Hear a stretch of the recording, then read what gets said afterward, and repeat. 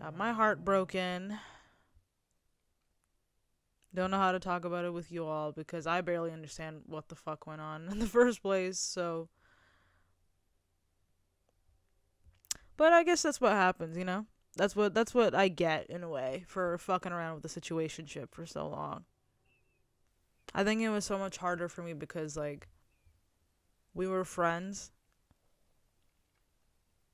and like that friendship was so important to me that I kind of thought that that would be valued above anything or everything, and that like regardless of what was reciprocated or wasn't reciprocated, there would be a certain level of honesty maintained because we were friends. But that didn't happen. And I've been trying really hard, despite all of these conflicting emotions, to not make myself feel like I was stupid for having feelings in the first place. It wasn't something I could control, you know? Like I had feelings for this person and like it just happened. Inexplicably I just started feeling that way. And I tried really hard to like turn it off, push it away, explain it away, get rid of it. Like I tried my best, not in a sense because I wanted to withhold the experience of having romantic feelings for someone, but mainly because I was like, it's not my ideal situation. It's not something I want to be in or a part of. Like, for my own good, like, I think it's better that I try to rationalize it, you know? Not only like trying to understand them as a person and what they're going through and what, you know, what complications they might have around the subject of love, trying to deal with my own issues. Like there's just so many things that just go on in life, but I was still trying to be really accommodating to this person because of how I felt about them and because I felt like they were my friend. But I don't know, throughout the years they just broke my trust and broke my heart a lot, betrayed me in ways I didn't think they were going to do that, but that's what ended up happening. Dealt with a lot of miscommunication, a lot of non-committal behavior, a lot of I'm interested, but I'm also going to be cold and distant. But I want you around, but I'm also going to flirt with 10 different people. So I don't know. I try to explain it a lot because, like I said, I was going through a lot and I get how that is in life, you know? But there were a lot of things that I knew at the time that I wasn't fully okay with, and I kind of pushed myself to be okay with them because I was kind of like, I don't really know what I'm going to do without this person. Even if it doesn't work out romantically, like, I I don't know what I would do if this person wasn't my friend. I don't I don't know what I would do. That's truly how I felt. There was a point in time where like I was getting through life just because I wanted to see them every day. I was getting up every day just because I wanted to go see them. And that was also during the period of time in my life where like I didn't really embark on my self-love journey and I wasn't a big fan of myself. I was kind of just living through this facade of liking myself or barely tolerating myself, thinking that someone else's love would fix me and things like that, you know? So, in a lot of ways, like, I can understand why it didn't work out for me.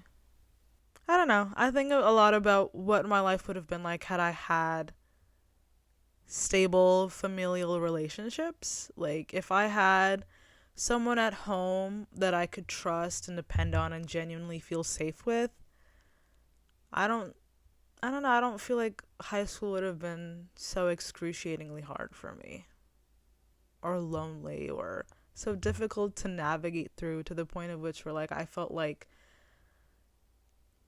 the only reason to like go on was to like look for love in someone else. Not having someone at home that I could go to and be like, mom, dad, caregiver, person I trust. I'm having boy troubles. I don't really know what to do about it. I feel insecure about my body. I'm not sure what to do about it. I don't feel as pretty as the other girls. I'm not sure what to do about it. I know that I have had really deep and pretty serious abandonment issues, so that there were times that was playing out for me, and I don't know. I guess I was trying to give context for the heartbreak because even though that was in high school, I spent 6 years after high school trying to dissect everything about my love life and the situationship and why things have not worked out for me romantically.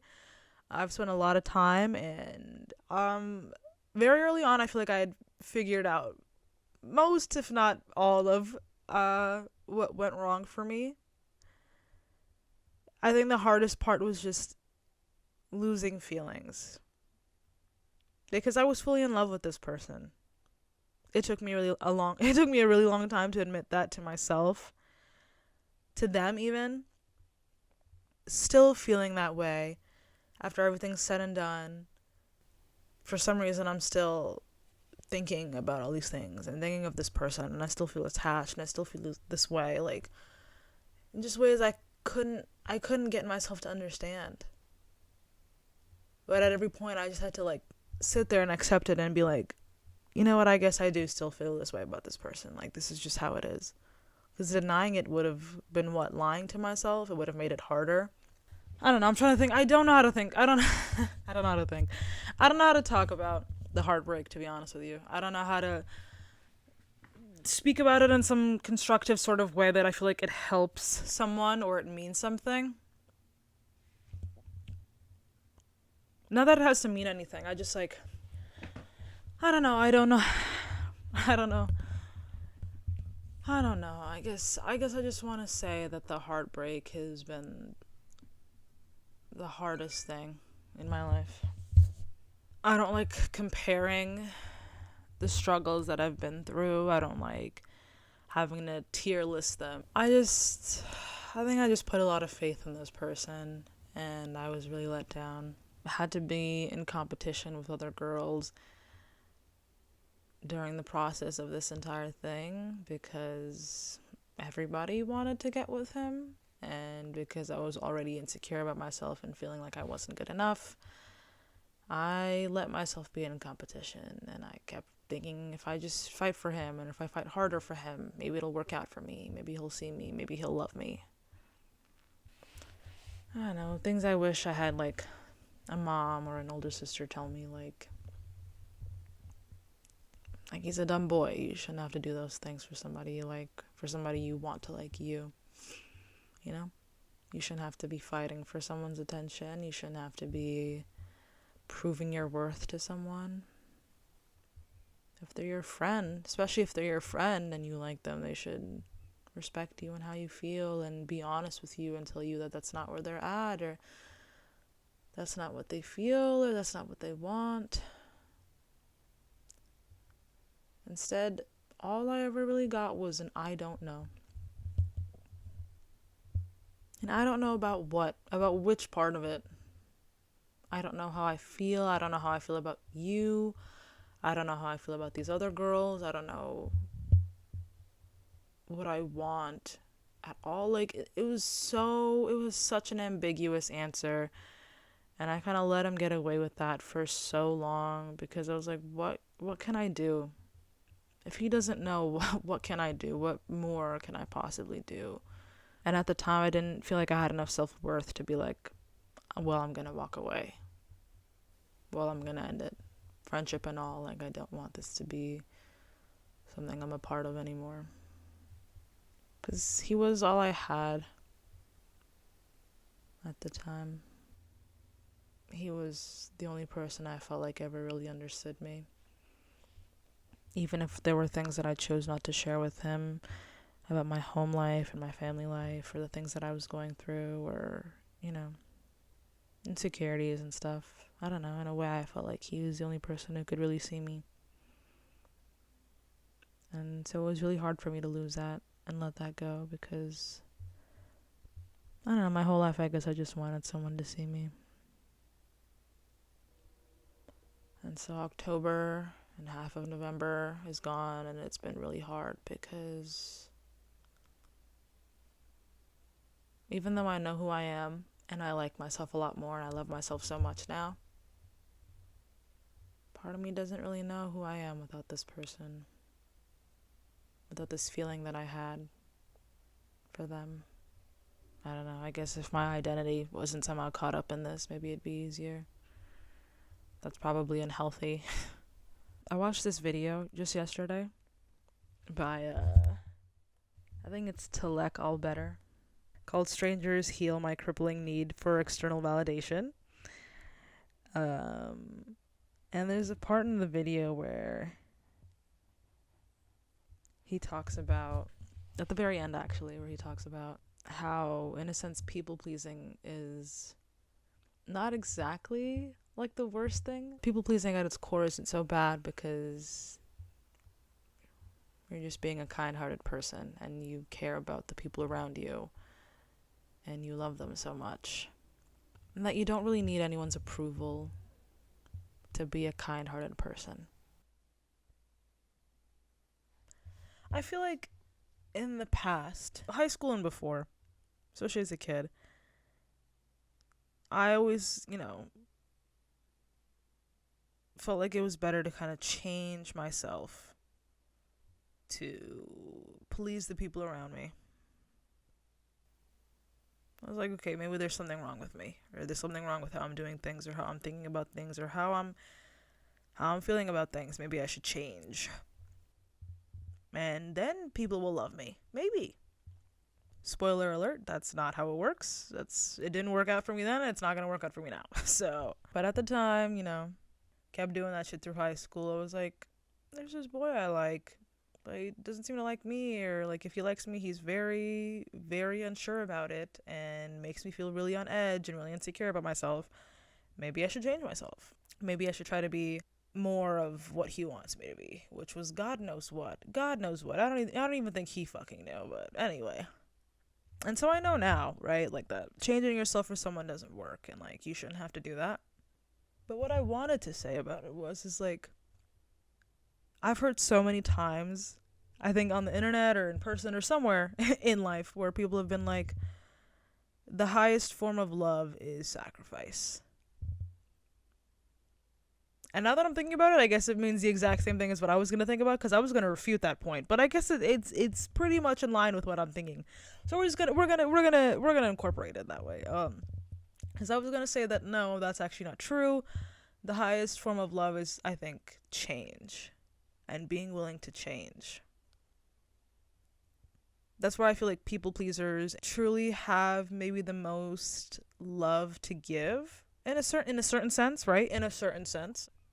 Because like you're kind of just like so okay with changing yourself because you love someone else so much, you know what I mean?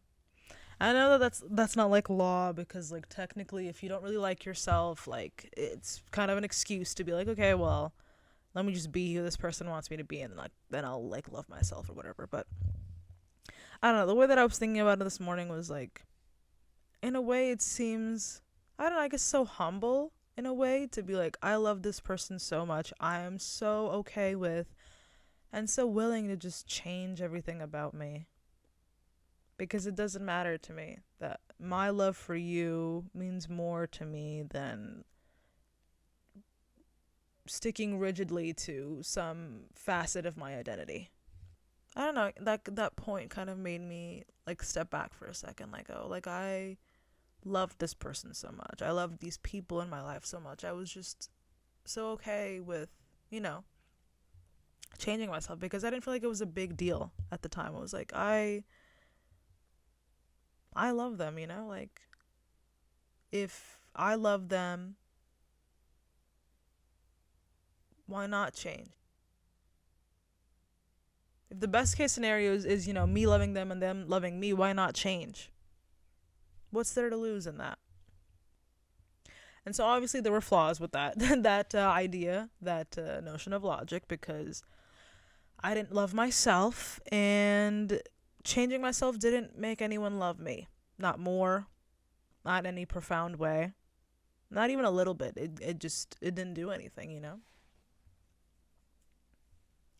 But I think the idea as a whole is not so bad. And I think this is where discernment is very key. I think discernment is key is in all things, but especially here, because I'm not telling anyone here that you should change yourself just for someone to like you or love you. I mean that, like, in my self-love journey now, in my healing journey now, I feel like I kind of almost understand that point of view a little bit more, at least at least in the way where, like, I can love my childhood self for that. Like, you know, I loved people so much. I was like, it's not a big deal to me if I kind of let go of who I am. In a certain way, I feel like there was like a sliver of love there for myself, you know? Like, I'm not really attached to who I am. I'm willing to be someone different for the sake of love. In line with Talek's video, because his video is all about him feeling like he doesn't really like himself and he needs other people to validate who he is and if he's a good person and to like him. And so at the end of the video, I kind of realized that, like, the beauty is there in realizing how much you love and how much you care for other people.